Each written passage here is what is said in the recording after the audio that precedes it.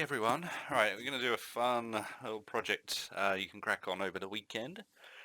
Um, yeah, looking back, hopefully you guys did well with the vase. Lesson one was a bit intense on the render times. I didn't realize it would take so many people like that long to render. I'm so sorry about that. It's because there's only like small holes in there's only like one window, and then that back face was deleted. And the IBL and the area light has to do so many calculations of bounces, and that's just really kills it to get it clean. So it's cool. I mean, only if you're doing like heavy interiors where you're gonna need to render stuff like that, where we can kind of cheat it a lot of the times and speed up renders. But the vase, yeah, is a lot quicker because we're just lighting it purely from that sky dome exterior. So what we're going to do now, we're going to do a bit more modeling just to familiarize yourself a bit more with the tools. We're going to use the same extrude, split edge ring, and all that jazz. So we're going to model a Coke can, and we're going to texture it, and we're going to light it. We're going to try and make it look like a promo shot for Coca-Cola or something. Just have it looking nice and cool. We can add some depth of field in the shot as well to kind of liven it up a bit. So I'll show you how to add the depth of field. We're probably not going to need volume fog. It slows down renders a bit, and it's noisy. So that's another factor that that kills render times to clean up fog. We're going to do a can. We could do a bottle or a glass bottle, but I think renders might take a while with the transparency, reflections, and all of that. So we'll do a nice like metallic Coke can. All right, so let's start off. I will. Okay, I'll just bring up a reference. Okay, that's Coke can. I've grabbed a nice texture that should be easy to wrap around using a cylindrical map, the same way we mapped the vase. So I'm just going to load this one into pure ref. I just want to make sure I get the top, some of the ring pull, might get some a close up of that, so I know how to model that. That's probably going to be the trickiest thing to model, is probably that. So we're going to do a cylinder, and then we could start with a cube for the top of it there. Okay, so let's begin. I've got my pure ref open. So we will start by create polygon cylinder, or hold shift right click and create a cylinder. So we'll start it the same way we started the vase. So I'm just going to scale it up a little bit globally. They're using the middle one, and make it taller using the Y scale. So whenever you select it, it'll be yellow, but normally it would be green. Like if I select another one, you see this, it's on the Y scale, Y axis. First things first, like we did with the vase, we want to lower the axis down to 10 over in the inputs and 0 out the caps. Alright, so let's start by grabbing this top face and hitting extrude. So we're going to create that lip at the top of the can. So I'm going to extrude it a bit, press G, click on, I'm not going to click and drag, just click so it activates the middle one. It's the same thing as if I press R, but this way I don't need to press R. I can just scale it using the extrude tool. I'm going to bring it out a little bit and then hit G, bring it up a bit, hit G, scale it in a bit, hit G. Now we'll start going into extruding into it. Probably something like about there. Hit G, and we want to We could end it about there. I might add in a few more split rings just to get that kind of recess in the edge there. Okay, so we've done the top part. Next, let's go into our split ring or split selected edge ring tool, and let's chuck one in about here so it kind of bevels in at the top. So to do that, I'm going to go, I've put in a split ring about, yeah, like more than 3/4 of the way up. Yes, it's quite near the top. And then go into vertex mode, kind of angle your camera so it's kind of like side, it's almost like going into the side view but without going into the side view. To go into the side view, I'd hit spacebar and it brings up the quad, and then I would go into the front or the side. So I'm going to do it in the side view. So if I hover over the side view and press spacebar, now we're in the side view. I'm in vertex mode, so I'm going to draw a box around these top ones and hit R for scale and just bring them all in slightly. Make sure you grab the right vertices. Okay, so bring them in and hit space, and then hover in over perspective and hit space. We're now back in our perspective, so it looks a bit like that. We want to preserve this crease definitely, because if we press 3 now, it'll just totally smoothen it out. It's no good for us. So we'll go back to the split ring tool, and the tighter you pack the rings, or like the tighter I place them, the more hard that crease is going to be. So I don't want it a super like razor edge, so I probably want to space them out about that, and then you can press 3 just to kind of preview it. I mean, that looks about right. Yeah, that doesn't look too bad. And then jump back to number 1. Let's just do the bottom of the can. I'm just going to move it up above the grid. Sometimes the grid gets a little bit annoying, so I do hide it in the perspective a lot, but it keeps it in the other views even if you hide it in the perspective.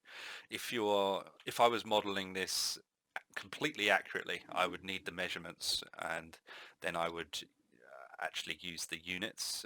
So like each square would be either a millimeter or a centimeter, or it'd be a centimeter or a meter. So I think I've set to, let's go into our little animation preferences and go under settings. We're in centimeter at the moment, so each square is one centimeter. But I don't have one right now, so I'm not going to make it completely accurate. But if you were doing it completely accurate, then you would have to use your grid and make sure everything's going to be the right proportion and the right scale. But I'm just going to eyeball it because it's a bit quicker this way.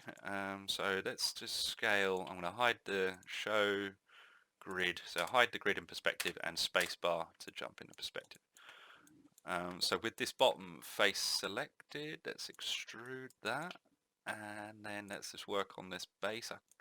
I kind of know what it's like, but I don't really have the picture, so I'm just going to kind of guess it. So move it down a little bit, and then we do have a kind of lip at the bottom, so it's going to go up. I'm just pressing G here to do another extrusion every time, and I think it kind of like curls in a little bit at the bottom, so I'm going to space out these subdivisions quite a bit and kind of curve it up. So if I go back into object mode and press 3, kind of look like that, and we want to maybe preserve the crease a little bit more, this crease here. So I'm going to go into split ring and maybe add one there and add one there. We want a nice sharp kind of lip on this base, so I'm going to add in a couple more rings here and here.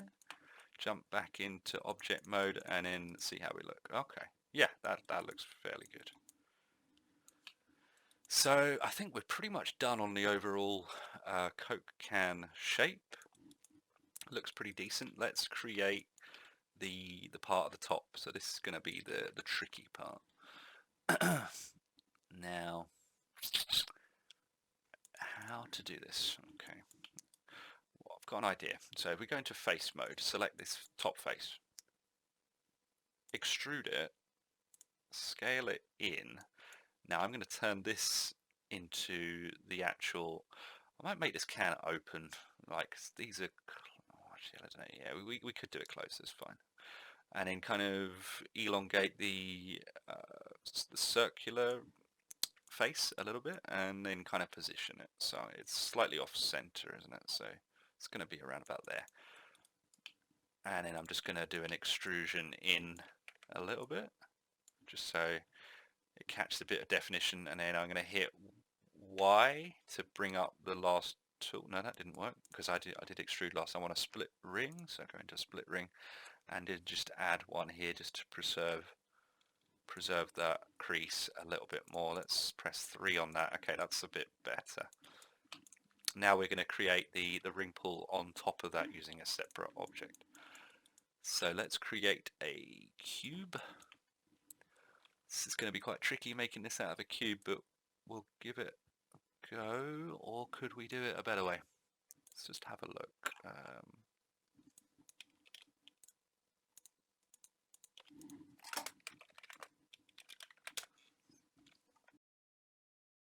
So essentially it's like this. Oh, and then there's that. Okay, yeah. Yeah, I mean, it should be fine doing it from a cube. Okay, so we're going to make it a bit longer, and we're going to make it a lot thinner. So I'm just using the scale tools here. We want to create 2 holes inside it. Okay, so let's go to our split ring, and then let's cut one in half. Jump straight into R and kind of bring it out a bit, so we've got a little bit of a curve now. Jump into object mode. I want to see what that looks like while I model all the time, so I'm just going to chuck that in my pure ref. And the top view. Could probably use that as a texture. Actually, it's a little low quality, but it's not bad. Okay, so now I'm going to shape it a bit more. So we need to extrude a hole for this small hole. We need to extrude a hole for this big hole. Okay, so before we start extruding, I just need to shape a little bit better. So I'm going to add in a couple more split rings. I'm going to do one here and one here. Now, we could model just half of it and then duplicate the other half and then merge it up. You can do that with anything that's symmetrical, but we'll do that in another lesson. Right now, I think it's fine just to model it straight up. Okay, so I've added in 2 there, and I'm going to add in an extra one here. So I'm just going to add in rings and then start extruding. A good idea is to hide other objects in the scene that you're not using. So I want to focus entirely on the ring pull, so I'm going to select that and then do Alt or Option key and H. That will hide everything else. We can show it back in a minute when we're ready. Okay, so now I'm going to jump into my vertex. I'm essentially in the top view here, but I'm still in my perspective. I'm just kind of rotating around to the top. Grab these 2, or it's actually grabbing those 4. So make sure you draw a box. Don't just grab those 2. And as you start moving, you're not grabbing the ones underneath. So draw a box, make sure you're grabbing those 4, and then pull that out. We want to make this come out a bit more. And I want to split another edge ring, maybe about here. Go into vertex, grab those 8 vertices, scale them in, grab those 4 vertices, move them up. So you see how I've kind of shaped that cube into the more shape that we want it. Okay, now I need to decide which faces to extrude. So I'm going to extrude this one for this hole. But I don't really want to extrude. I probably do want to extrude that one for that hole, but we need to make the border a lot thinner. So I'm just going to add another split ring here just to separate those. And let's extrude this one first. Okay, now annoyingly, we've started with a cube, so what I'm going to actually do is delete. I probably wanted to start with a flat plane or create polygon, but that's fine. So what I'm going to do is go into face mode and go into your side view, focus, press F on the object, and draw a box round all of the faces apart from the top face, and then press the delete key. So now we're just left with a flat, jump back into perspective, a flat plane that we've shaped. Okay, which is what we want to work with. We're going to create the holes, and then we're just going to extrude the whole thing to create the depth. the thickness. Okay, so let's grab this guy, this face, and extrude him. Let's go in and then hit delete. So the thing is, it looks like a square in number 1, but then we press number 3 and bingo, it's round because it's kind of curved it off nicely. Okay, so we can start tweaking. It's a lot of edit mesh, it's just like tweaking the vertices. Okay, now we're going to create this hole, but it's a lot, the border is a lot thinner, so I want to kind of bring, so I'm just scaling these out, scaling it up, making that border a lot thinner. Let's see how else. We want to create a loop. At the moment we haven't really got that, so I'll tell you how we want this kind of faces to kind of flow like in a ring around it.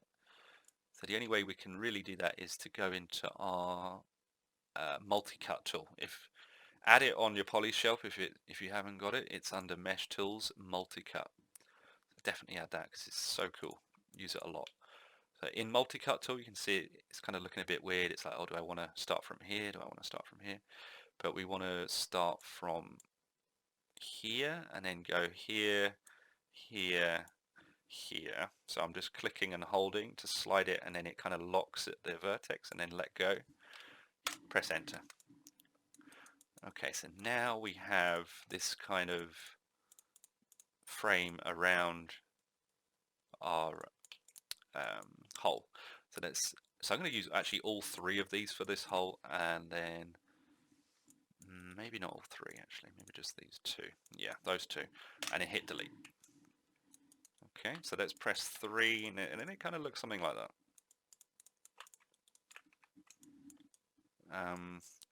This bit is slightly indented, but won't worry about that quite yet.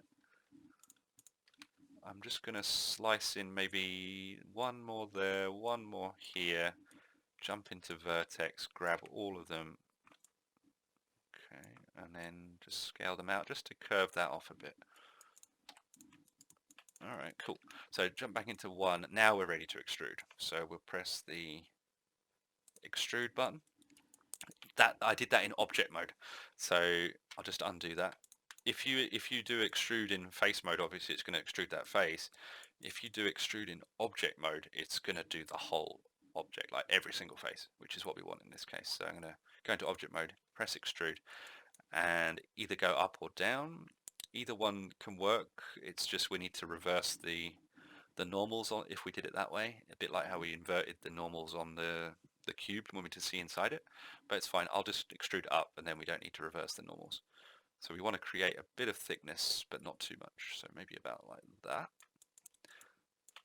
Now, if we press 3, we'll have, it looks a bit better, but we want to make it look even better. So I'm going to go to split edge ring and go one down the middle, go one down the middle.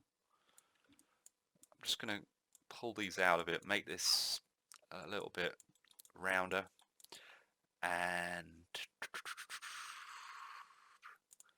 maybe another one here and another one here, and then bring these one. See, what I like doing is like grabbing these 2 vertices and then pressing Control and Shift, or it would be Command and Shift, and then dragging these 2, and then it will add those to the selection. Then you'll notice the transform gizmo moves to the middle of your selection. So it's like bang in the middle of these 4 vertices. So if I then scale on this axis, it's actually going to bring them in together or move them apart. It's really useful. So I'm going to kind of bring them in to kind of curve that off a bit. Okay, and then I just want to preserve the edges, because if I press 3, see, it's kind of curved them all. It's not very nice. So go back to 1 and then press the split ring and then preserve them. So we want like 1 at the top, 1 at the bottom, and then we want to do it for this inner 1 at the top, 1 at the bottom, and we want to do it on the outer 1 at the top, 1 at the bottom. Now jump back into object mode, and it should look pretty good. We should have a nice crease around our edge there of that ring pull. So I think that's pretty good to go right now. Let's just go display, show. I could either go show last hidden or show all, and we'll bring it back. Okay, so let's then position it. Let's see how we want it.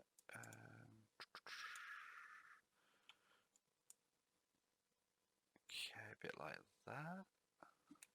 And then maybe scale it down a bit. Scale it out a bit, maybe. Yeah, make it a bit thicker, actually. Mine was a little bit too thin. And roughly get that placement.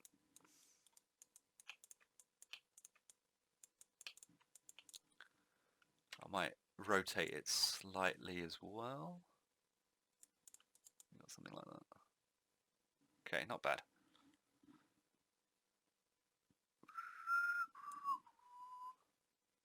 Yeah, okay.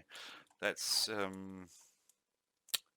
think we're good to move on to, okay, slightly off center. Let's jump into our top view and figure out what's going on here. So it's just a bit off center is the only issue here.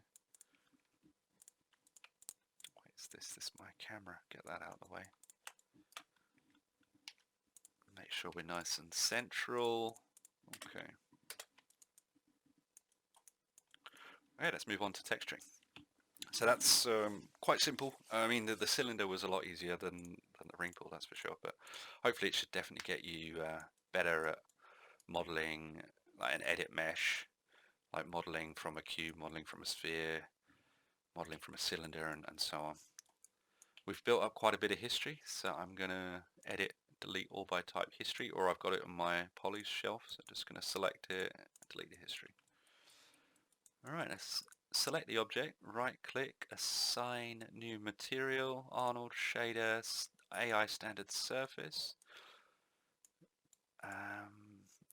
plug in the color, file, folder, Cokecan. I've got two, but I think this one looks a bit better, so I'll provide this one for you guys to see how it wraps it. So we're just loading that. I don't have a bump, but I don't think we need a bump because it's just going to be smooth anyway, isn't it? We don't see anything in the viewport because we're in 5 mode. Jump into 6 mode and then we can see it. So the default mapping is pretty horrendous as always, so we need to fix that. Before we do that, I'm going to create a shader for the metallic. So assign new shader and then go standard surface. Let's do a preset. We should have a nice like aluminium or something. There's a copper. There's a brushed metal. Okay.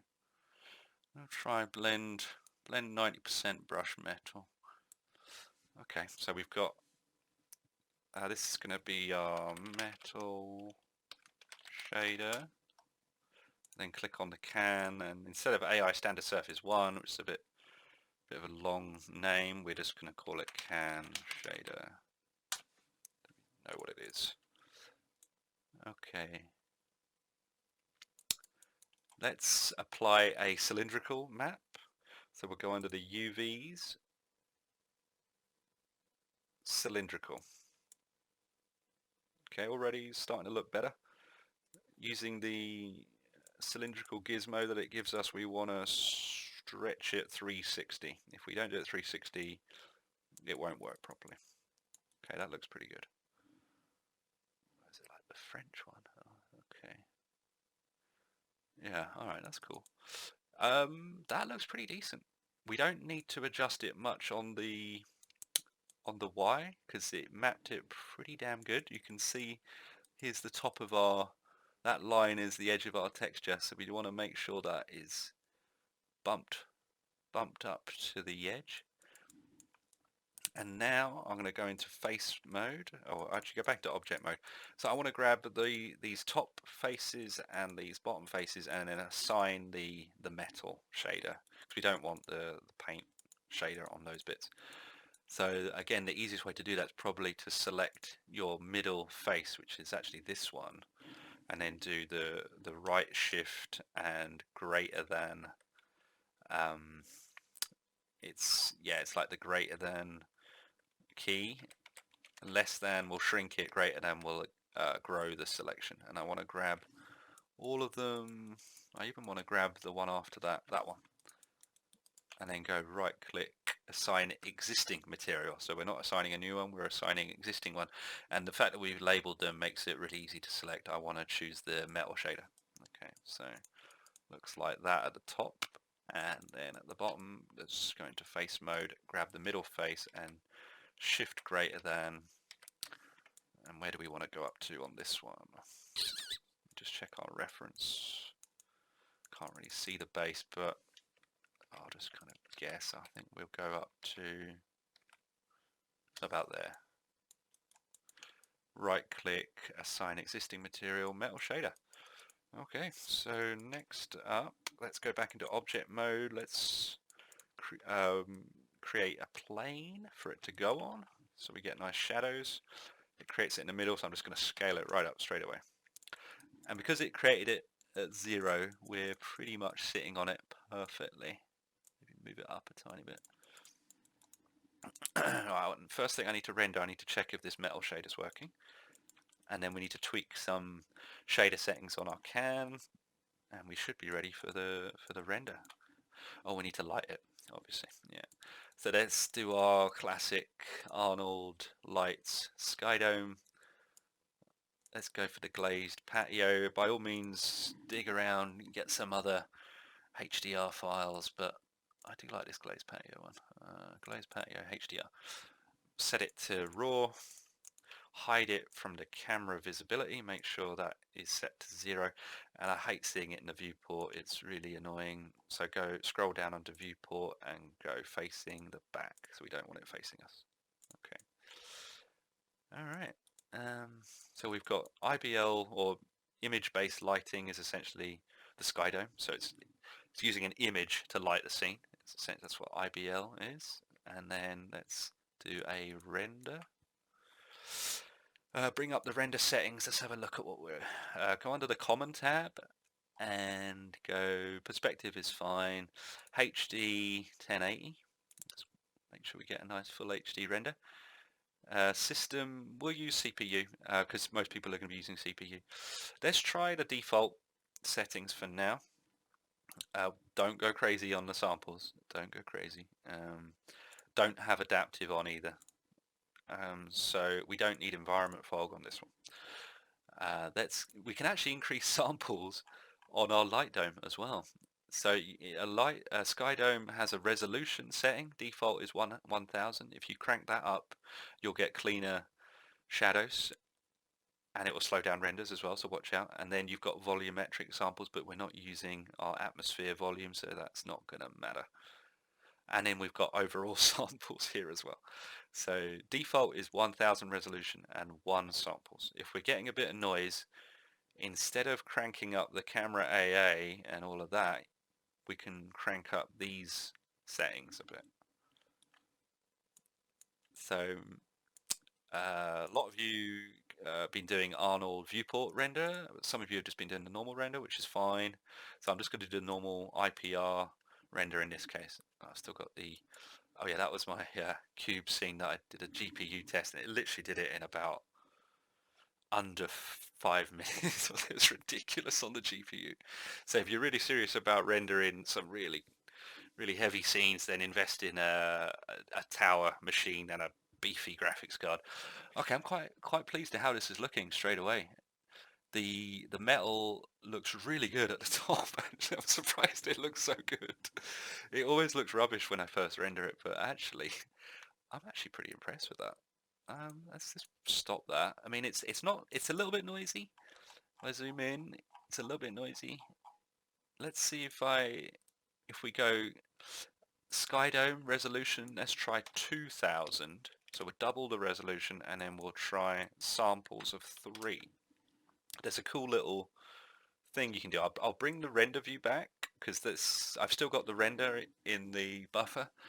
You can keep the image in the buffer by doing this one here. It says keep image. So if I click on that, it doesn't look like it's done anything, but it's actually stored that render in the buffer. It hasn't saved it anywhere. It's just in the RAM. So that's on, we know that that was on 1001 samples. So I've now changed it to 2003 samples. Let's do a new IPR now. Okay.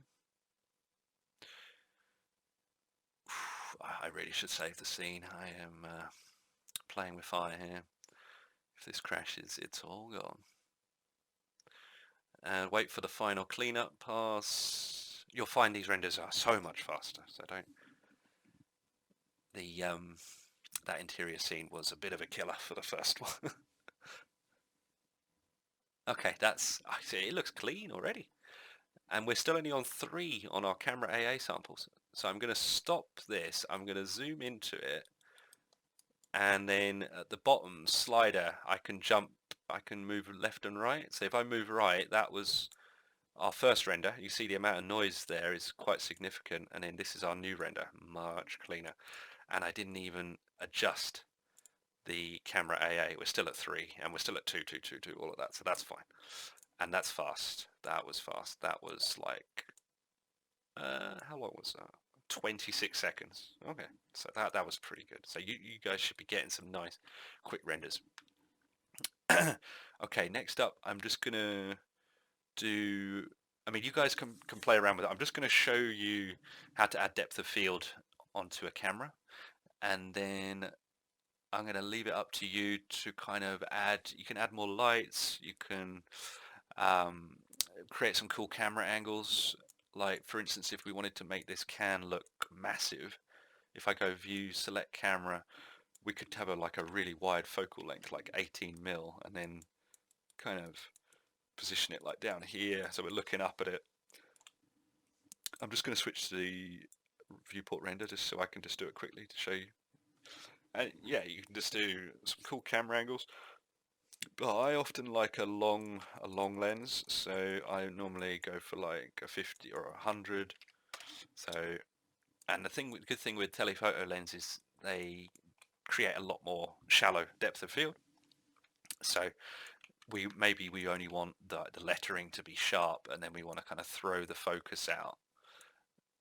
So side on is all right, but then we're missing all that lovely detail that we spent a while actually making. So we can create almost like macro renders if we work with the depth of field.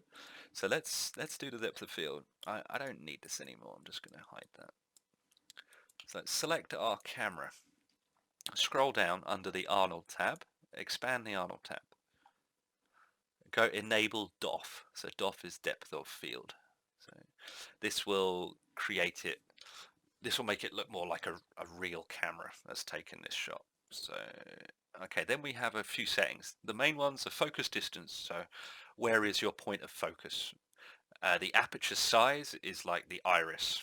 The bigger the hole is like the iris of a lens, isn't it? So like, yeah, the bigger the hole, the more light's coming in, and the shallower the depth of field is, like the softer your background's going to be. And a small iris, everything's a lot sharper.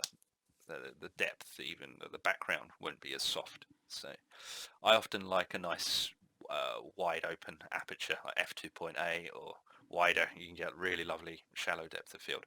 This doesn't give you in the f-stops, which is a little bit annoying, but aperture size essentially is like your f number or t number.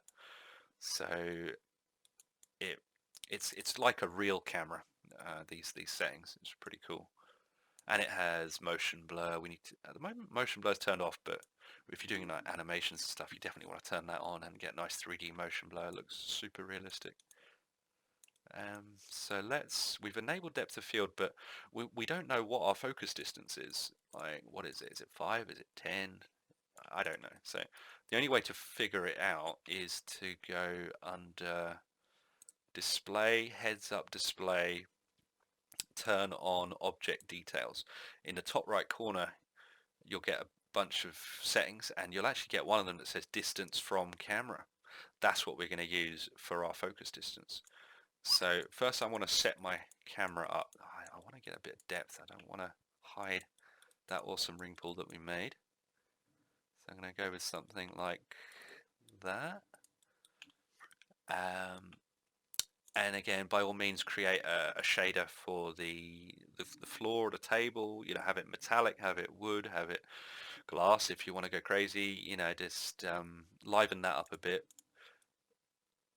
But let's figure out where we want our camera first, and we're going to lock our camera down. So we're going to select camera, and we can also click this frame resolution gate. It actually kind of shows us this is the 16:9 resolution gate. So I'm gonna almost like fill the frame. View, select camera, press S key to set a key. Now our camera is locked in that position. If we move it around and we want to jump back to our camera, we just move anywhere in the time slider and it just jumps back. Okay, let's just figure out where our distance is. Okay, so if I select the ring pull, we know that that distance is 48.458. So if I want to focus roughly on the lettering, it's going to be slightly less than that. So I could try maybe 48. So select camera. Remember, it's drop down on Arnold. Okay, let's try a focus distance of 48. Start with an aperture size of 1. Let's see. If we do 0, we're not going to get anything. And then let's see. It's a lot of this is trial and error. Go back to our render view and let's do an IPR. Now, depth of field, again, is something that is noisy unless you do a lot of samples. Okay, my IPR is not going to work. It hasn't crashed. It's okay. It's not going to work because I'm in Arnold, so I have to go back to viewport. Now the IPR is going to work. I reckon I can do all this without saving, but please, guys, save your work all the time because you're getting a lot of crashes, especially before rendering. Save it. Now, already this looks very awesome. Our ring pull is still very sharp. Let's see how it cleans up the background. If we got noise, we're going to have to up that AA. Okay, yeah, we've got a bit of noise, but it's relatively clean. And that focus distance is not too bad, actually. I might go with that. I quite like that. Now, again, don't go crazy on the samples. Let's just pause the render. I'm going to increase from 3 to 4. I'm going to store that render in the bucket, which this one, and then I'm going to re-render. Now let's compare the difference between AA3 and AA4. So in IPR mode, it does the first pass, it does a second little pass, and then it does a cleanup. So let's wait for it to do the cleanup around here. So it's already taking longer just by increasing AA from 3 to 4. It's practically halved our speed. Okay, so it started on the final cleanup. I'm pretty happy with 48. I mean, it's reasonably sharp here, and we can tell that we're getting nice depth of field because this is soft and it kind of gets soft around here. Okay, I'm just going to stop it there and I'm going to compare. Yeah, it is better. I mean, we probably need to go 5 to get it super clean on the out of focus areas, but if you can compare AA4 is that and AA3 is that, so it's a lot noisier than that is. So maybe for your final one do AA5 on camera, but that's probably all you need to do. And there we have a fully textured, modeled Coca-Cola can. I hope you enjoyed this one, and please share your renders of the Coke can on Owler. I will be doing the next lessons early next week, and look forward to our next lesson on Friday. Okay, see ya.